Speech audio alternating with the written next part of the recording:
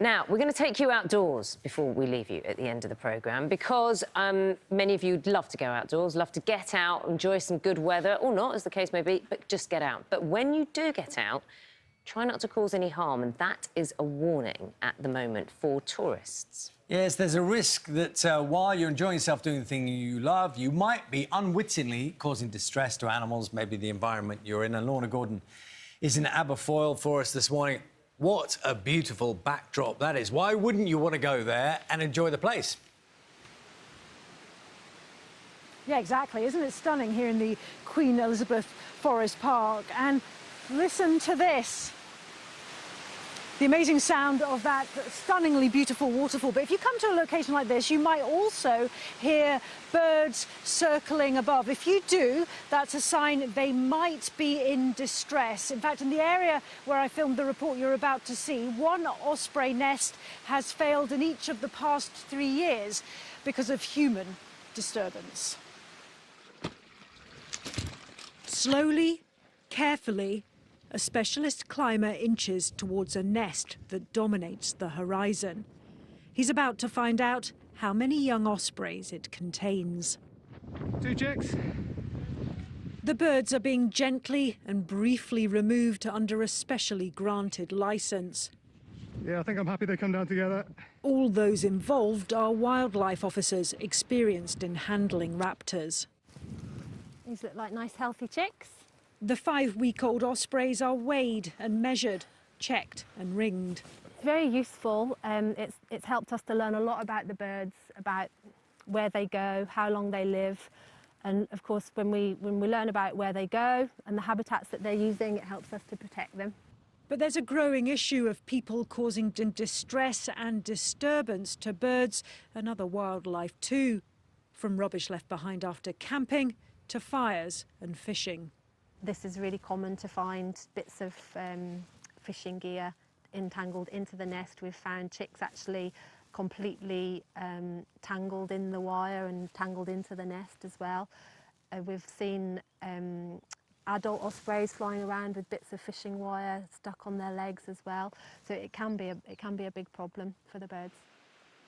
From the ground beneath our feet to the canopy above, the majority of us who come to enjoy this beautiful scenery avoid causing harm. I will stay away from habitats, I'll stay on a path, I'll just generally, take great care of their environment. I really think that anyone out and about should leave no trace, leave it as you found it, take your rubbish home. And on the water too, with people increasingly seeking out places that are off the beaten track. The amazing things about kayaking is that it gets you out into these wonderful landscapes, and it's a good way of being in contact with the natural world. And yeah, it's definitely something I think about, obviously within that, just trying to make the minimum impact possible on habitats and disrupting the kind of natural patterns of species. Others, though, who seek out Scotland's remote places, oblivious to the harm they cause. So this is another area where we've got clear evidence of human disturbance. We've got a lot of rubbish left here, an old fire pit, and we are directly adjacent to an osprey nest which has failed. I don't think a lot of what we're seeing here is deliberate disturbance. So it's just making sure that people are aware of the signals and cues that the birds give and taking action. So whenever you encounter a bird alarm calling above you, or you can see birds visibly distressed in the area, just move away as quickly as possible. Giving these rare and beautiful birds the space to grow and thrive. Well, those wildlife experts I filmed that report with say that ever since COVID, more and more people are coming out to enjoy the countryside and the wilds of Scotland. And they say that is a good thing. They want to encourage that. But they do want people to take care and be mindful of the wildlife that they might see.